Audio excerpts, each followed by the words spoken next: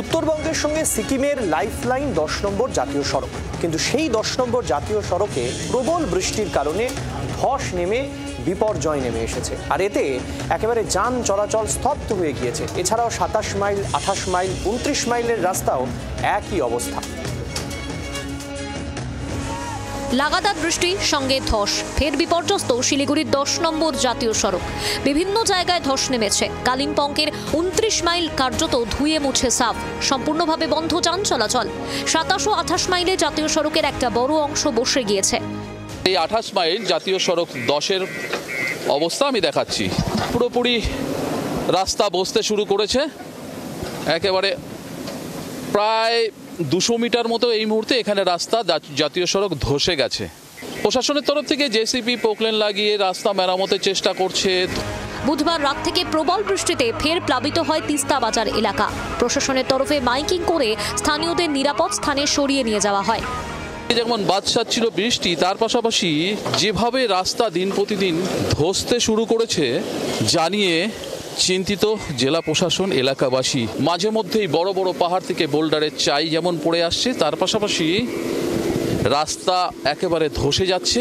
ধসে আবার বাঁদিকে যে তিস্তা নদী, সেই তিস্তার কবলে।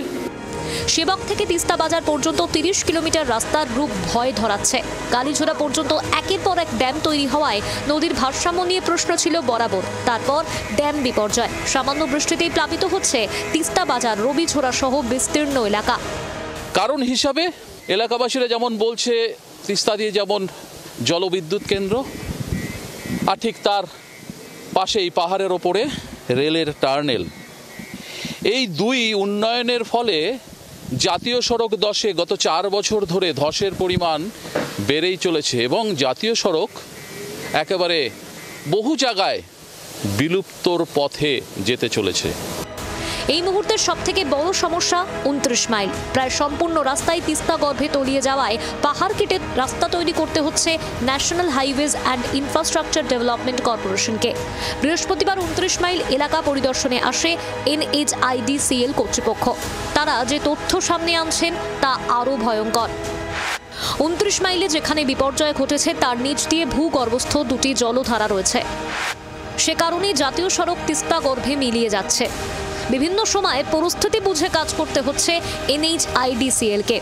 ধসপ্রবণ এলাকার এর নিচ দিয়ে আরও একটি নতুন একেবারে জলের সোর্স দেখা দিয়েছে। একদিকে তিস্তা, অন্যদিকে এই ধসপ্রবণ এলাকার নিচ দিয়ে পুনরায় আরও একটি জলের সোর্স। इस साइड में बेंच फेल होकर रिवर की तरफ चला गया।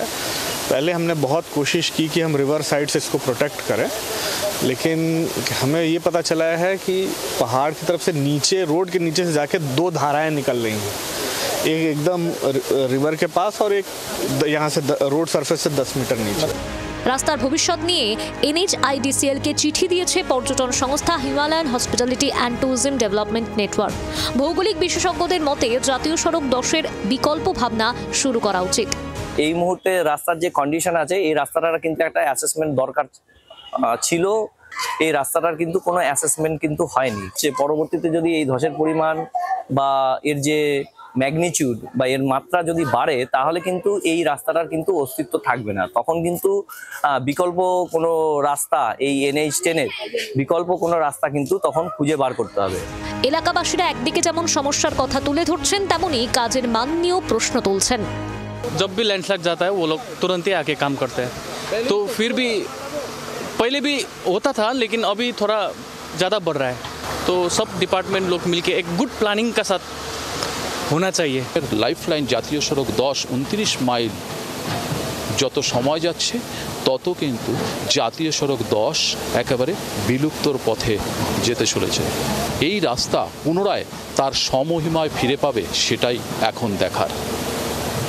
29 মাইল থেকে ক্যামেরায় তুহিনের সাথে নারায়ণ, জি24 ঘন্টা। বাংলার আওয়াজ, বাঙালির আবেগ, জি24 ঘন্টা।